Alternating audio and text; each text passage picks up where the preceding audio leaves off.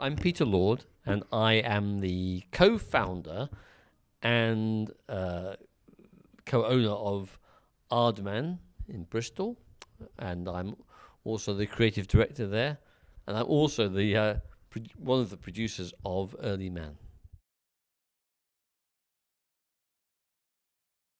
It's a comedy because we like to do comedies. A comedy drama set in prehistoric times. It is extremely inaccurate, so I don't want any teachers using this in the curriculum. It's a playful version of the Stone Age. It's about some very contented but not very intelligent cavemen and women who live in a beautiful valley, and they live very happily and they're very content with their lives, and they don't have very high aspirations. In fact, their aspirations are very low, and except for our hero Doug, who believes they could do more. And then one day their quiet, green, peaceful valley is invaded by an amazing new civilization that nobody knew about, that nobody could guess, which is the civilization of the Bronze Age. So they come in with new technology, with metal, mammoths, machines, clothing. They come in with a new technology and they take over, and they drive out our tribe that we care about. And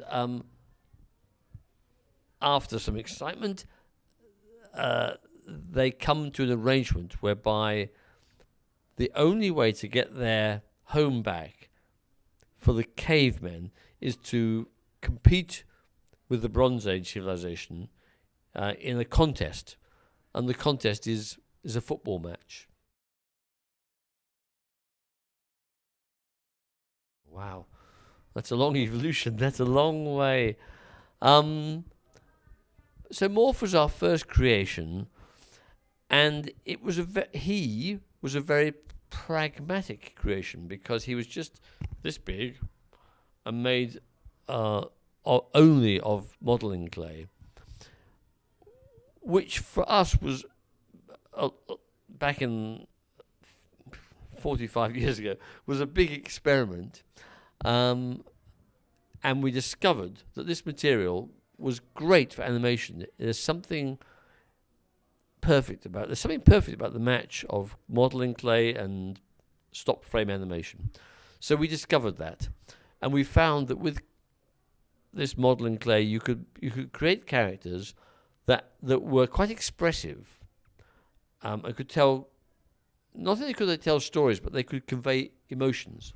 And so the film you see today is like it is the descendant of Morph, but in evolutionary terms, it's highly evolved now.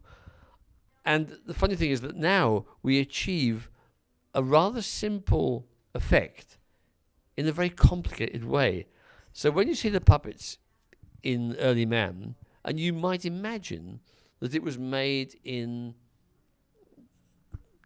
2 or 3 days, because it looks very simple. It looks like all the hands and the arms are made of clay, and the face is made of clay, and the body's made of fur, like fun fur, the sort of stuff you buy in a market stall. And it looks like that. It looks really simple, but that simplicity disguises incredible sophistication. Inside the puppets are very sophisticated skeletons, and the face, which looks like clay, is actually made of many, many different components. Really designed so all you see is clay, and that's all you think about is plasticine, modeling clay. But actually, they're really high tech. So, in fact, those puppets that look like they may have taken 2 or 3 days to make probably actually took 2 or 3 months to make. They're so clever now. Yeah, it's an interesting question because we do use this real handmade style, which is very old-fashioned. I mean, it's amazing that the technique we use is the same technique that people were using 100 years ago.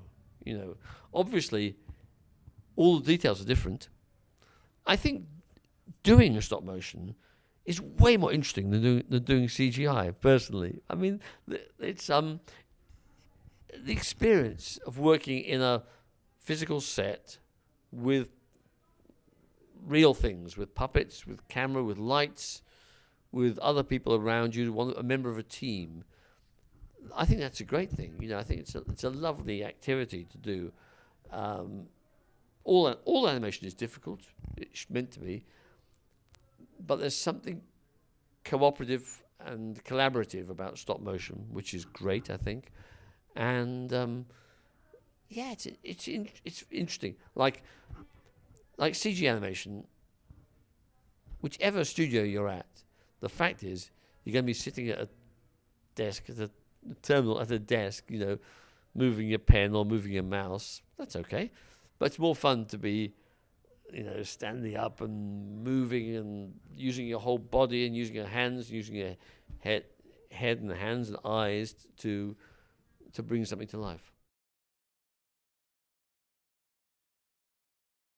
In British comedy culture, there's a lot of characters like that, but often they are treated quite unsympathetically. Often the audience is laughing at them for being failures, for being losers, and we don't feel that way. We don't want to do that. You know, we have, you know, we like.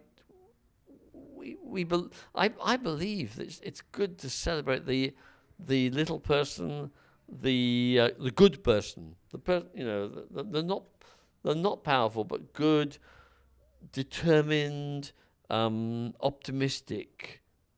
I think optimism is a very big virtue, and our characters tend to be optimistic in the face of experience, and I feel it's quite a good thing to celebrate, you know. But not every story should be like that. There are different stories to tell, but it is interesting how often we end up with those stories. Arthur Christmas, kind of the same. You know.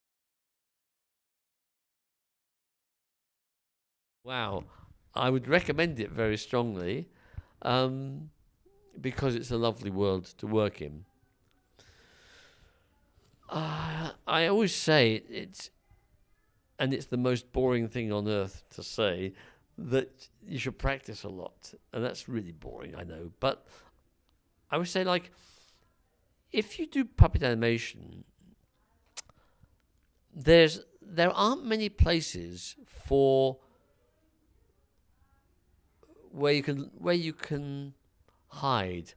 You know, your work will be on screen. If you work for a movie or a TV series, your work will be on screen. You know, in CG, I think you can do background animation and stuff like that, and slowly get better. But in stop motion, we don't do much background animation. You know, most of the animation is center stage with the spotlight shining on you. So, because of that, animators need to be really good performers and skilled performers, and they need to work really hard to do that. So I think that is an important thing.